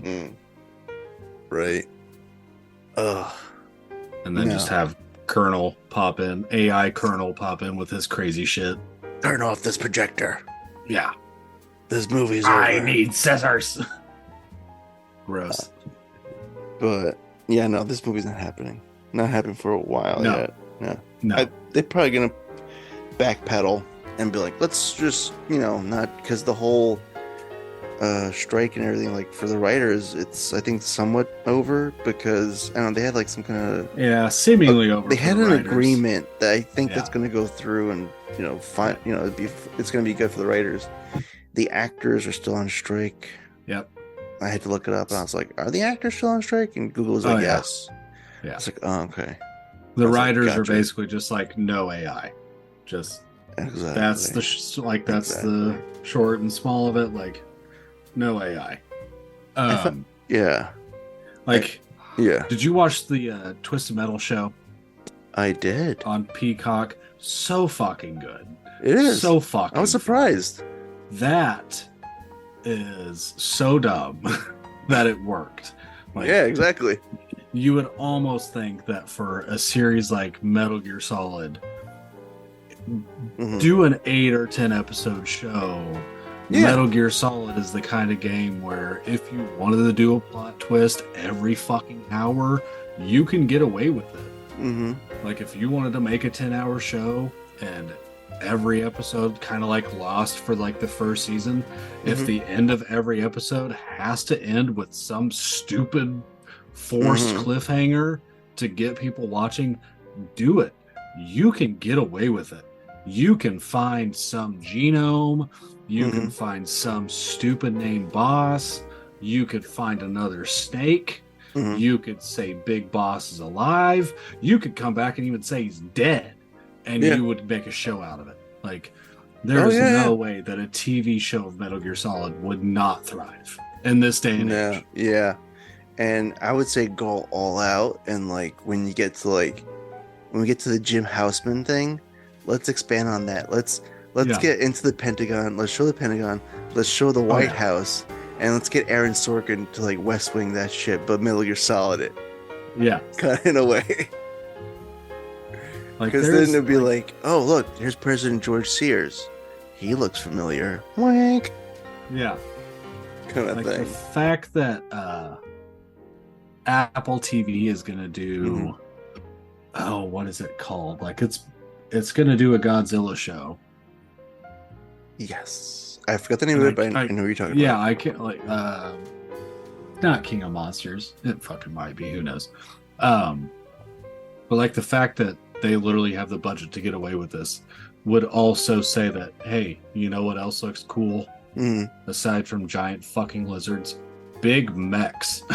Like, just put Metal Gear Ray in there. Yeah. And you would be fine. Substitute Godzilla for Ray, and you'll be all right. There he is. John Russell. Is that his name? Kurt Russell's son. Oh, yeah. There you go. There's our snakes right there together.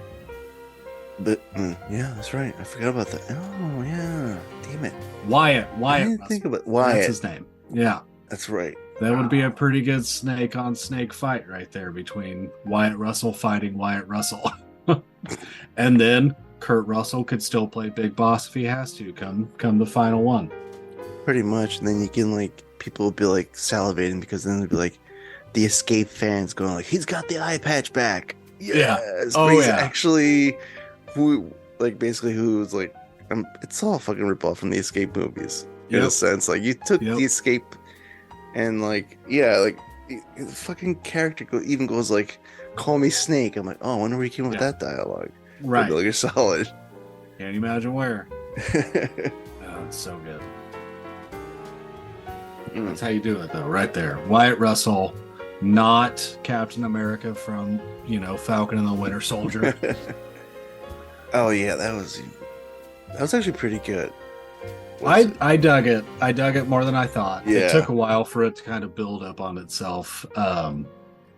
What else? Like Ahsoka.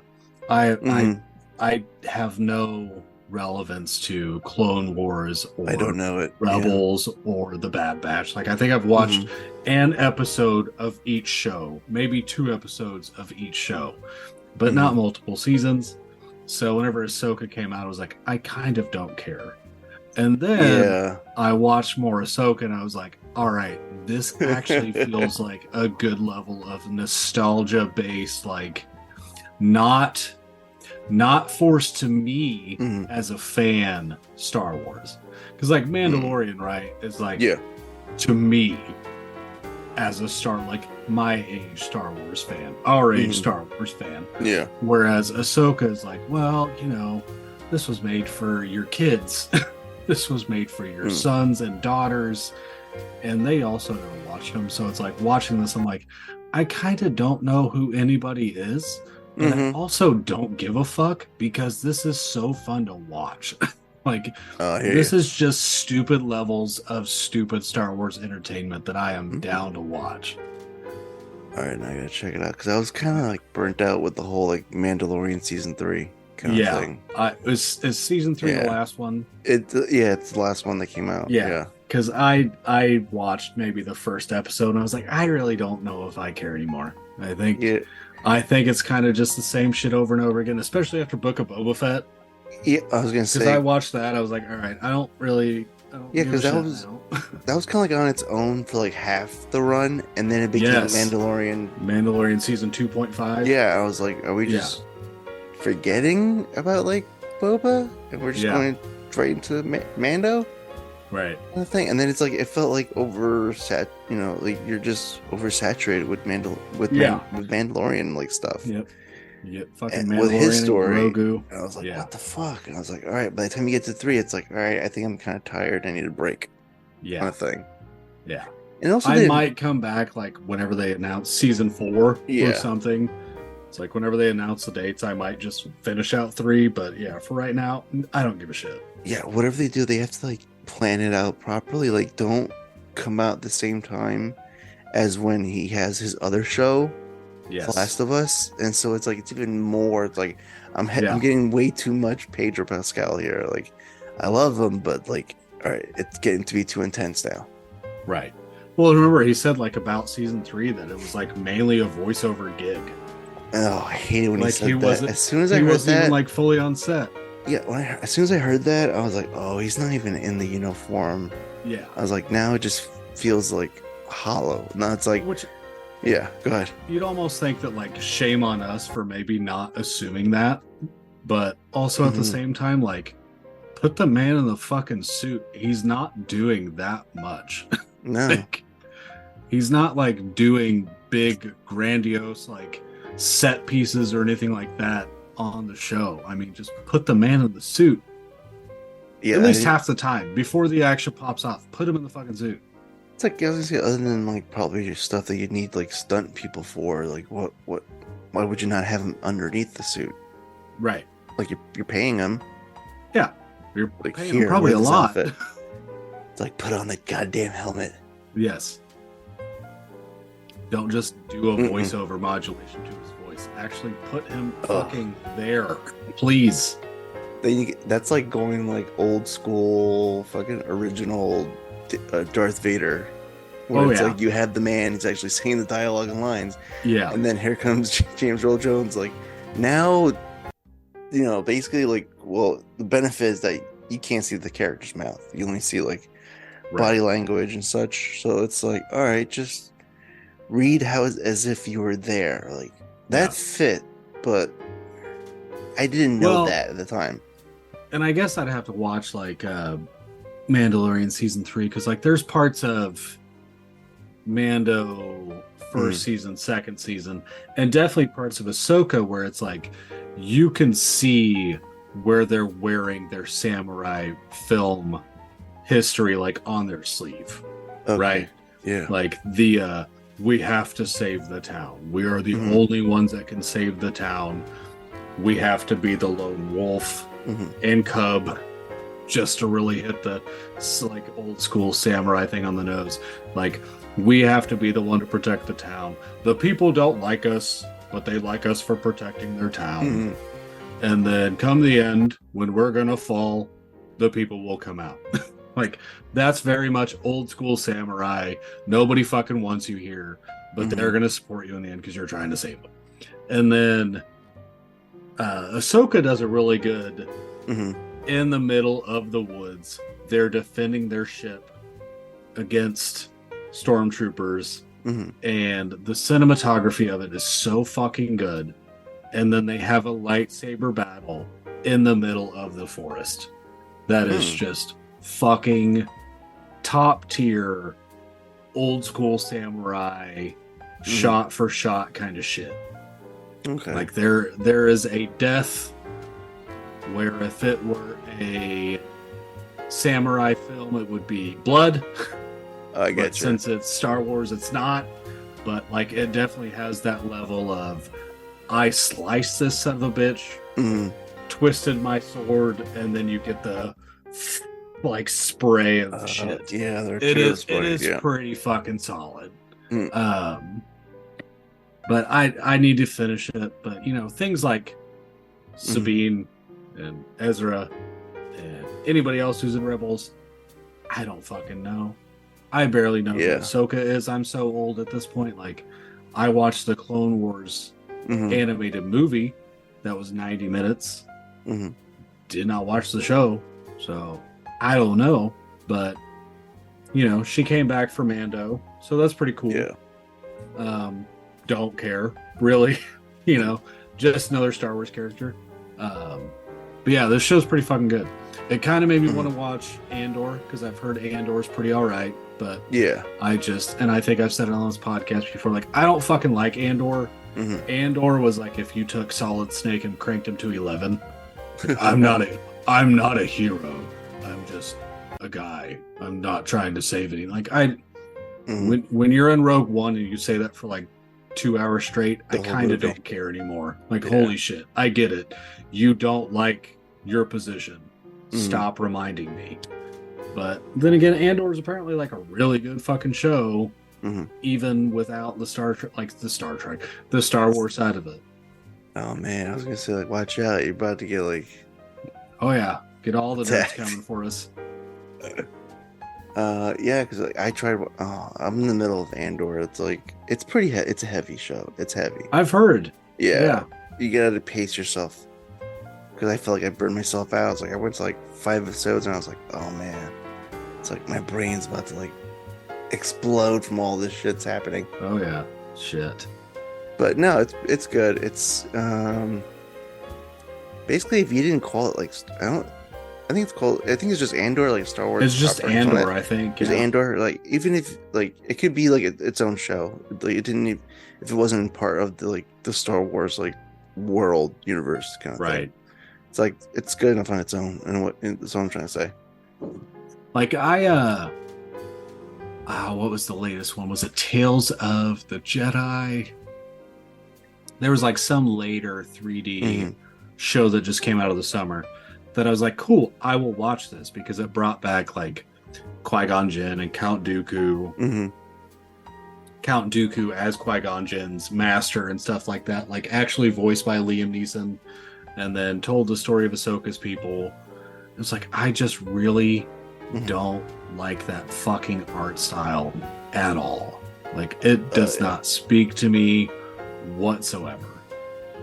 And then they do stuff like Visions, right? Like the anime. And it's like, I can watch this, but there's diversity to it. It's not the same plot line through each episode, which then, you know, is accredited to the different art styles. But something about the Clone Wars Rebels art style just does not, whatever that new one is, like Tales of whatever, like that just doesn't speak to me. It's not cool. I don't find them emotive, or I find them too emotive, I guess. But something about that 3D design has just never jived with me on any level. And that might just be, I don't care. Like, I just want my Star Wars in live action, or at least in some form of it. But because I know that like a lot of people are, you know, of our Star Wars generations like the show.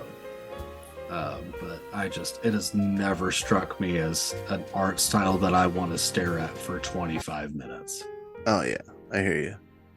It's like an acquired taste, basically. Yeah. It's like, either you like it or you hate it. This kind of thing. Right.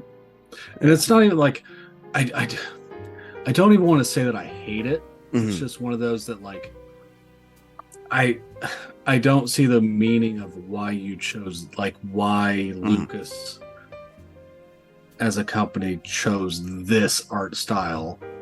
Like when Count Dooku does not look like Count Dooku. So I kind of feel like I lose all semblance of a character at the same time. Okay. Strange. Well, Johnny. Yeah. Do we get the fuck out of here? I think so. I think this is the end. Yeah. For now. Maybe next time we'll, do that thing that we always say that we're going to do and talk about Metal Gear Solid. I completely forgot. I was like, all right, we're going to talk about the mechanics. Yeah. And I was it's too fun. Like, it's too fun. Because, Adam and Sam at the Disco, we don't do video. So, like, I feel like I actually get to just look you in the face and have this conversation. I hear you. Oh, I was going to say, like, how do you guys record? Like, on Discord or like? We call each other on Facebook Messenger. And then we record on Audacity, and then I send them over the file. So, and then I've learned lately, and I've even done it this time, is like my volume for my microphone will just kind of like climb up and down. So like even when I'm talking right now, I'm watching as it goes from 90 volume down to 80. So I just kind of like sit here and hold my I can't say mouse, like my touchpad, left and right keys. So I've just like held it here at a steady 90, because I've even seen, like, while we're on video, it dropped down to like 50 or 70. So I'm just like sitting here holding this, and I think it's pretty odd, because I was wondering, like, because I know the sound quality that sometimes happens on yours and I, like, our episodes, that doesn't always hit Adam and Sam at the Disco. So I thought, well, maybe since we're recording on Skype, my sound defaulted to my laptop audio. But instead, it is on the microphone that I've got right here. But my volume just drops and rises just everywhere rapidly. Yeah. Wow, so hopefully on this episode for you, my audio is a little bit better and does not sit as low as it has in the past. It sounded okay on my end. Like, listening on my headphones. I know that, like, talking back and forth, it always sounds good. Because even, like, Sam will say the same, like, sounds great. And then we get to the recording and it's like, what the fuck has happened? I've had that, like, to me, happens before, but it's like I'm talking to somebody and I'm like, you sound great. And then when I get to the recording, it's all like, this is what I sound now. Yeah, right. It's like, oh my God, what happened? Yeah. It's like, God damn. And I feel like that's probably happened a handful of times on ours, just because it's like so up and down, you just don't fucking know. Good stuff. I was gonna say, I'll definitely, I'll know what it sounds like later on tonight. I'll let this thing like do its thing and just convert the audio and shit. Right. Yeah.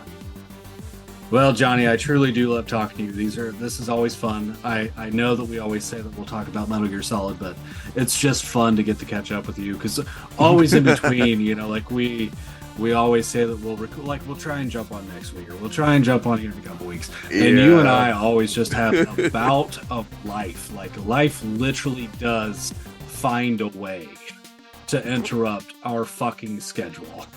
And it is sometimes ludicrous how so much can happen in 1 week. Oh my God. But you know what? It also, like, gives us time and all this, like, shit to, like, talk about as well in between those gaps. But hopefully the next one won't be as long as the one before it. I think the last one was like 2 months before we talked. Oh yeah. And I think this one was maybe just a month, maybe. Yeah, it was a lot closer of a date, but we'll make it work. Yeah. All right, Adam. So thanks for coming on and for being a guest once again on this podcast. I'm always ready to jump on with you. Door is always open. Awesome. Thank you very much.